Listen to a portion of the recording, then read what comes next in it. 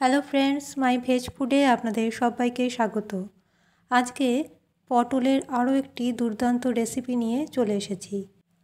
আজকের পটল কাসুন্দি অবশ্যই একবার তৈরি করে খাবেন, কারণ আজকের রেসিপি একটু অন্যরকম, অন্য স্বাদের। তাই রেসিপি দেখতে একদমই মিস করবেন না। প্রথম থেকে শেষ পর্যন্ত রেসিপিটি দেখুন, খুব সহজে কম সময়ের মধ্যে তৈরি হয়ে যায়। আসুন দেখা যাক আজকের রেসিপি। এখানে নিয়েছি 6টা পটল।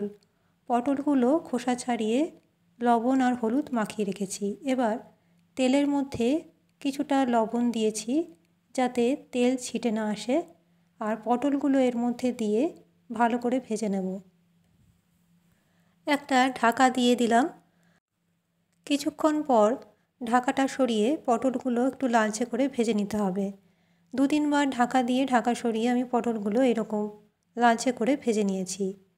ঠিক এই রকম ভাজা হলেই চলবে।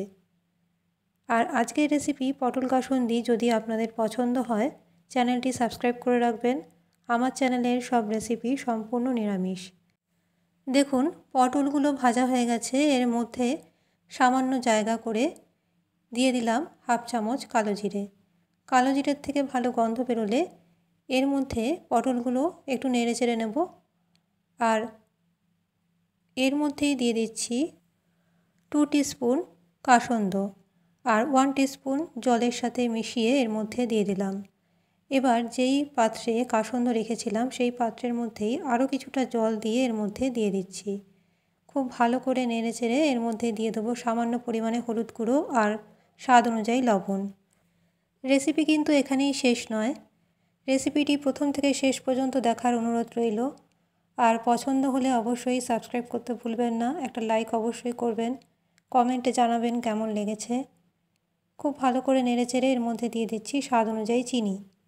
চিনি দেওয়ার পরে নেড়ে চেড়ে একটা ঢাকা দিয়ে ঢেকে রাখবো 2 থেকে 3 মিনিটের মতো। এই সময় গ্যাসের ফ্লেম মিডিয়ামে রেখে দিয়েছি। 2 থেকে 3 মিনিট পরে ঢাকা সরালাম। এবার এর মধ্যে দিয়ে দেবো বিশেষ উপকরণটি, সেটা হচ্ছে 2 বড় চামচ ভিনিগার। ভিনিগার দিলে এর স্বাদ কিন্তু একদম অন্যরকম হবে। একবার ট্রাই করে দেখবেন বাড়িতে। গরম ভাতের সাথে দারুণ খেতে হয় এই পটল কাসুন্দি। অবশ্যই বাড়িতে এইভাবে তৈরি করে দেখুন। আর রেসিপি ভালো লাগলে কমেন্টে জানাবেন। গ্যাসের ফ্লেম অফ করে একটা ঢাকা দিয়ে ঢেকে রাখলাম 2 মিনিটের মতো। 2 মিনিট পর সার্ভ করে দেখাচ্ছি। আজকের রেসিপি নতুন স্বাদে তৈরি পটল কাসুন্দি। যদি ভালো লাগে অবশ্যই চ্যানেলটি সাবস্ক্রাইব করে আমার পাশে থাকবেন। আজকের মতো আমার রেসিপি এখানেই শেষ করলাম। ভালো থাকবেন, সুস্থ থাকবেন। নমস্কার।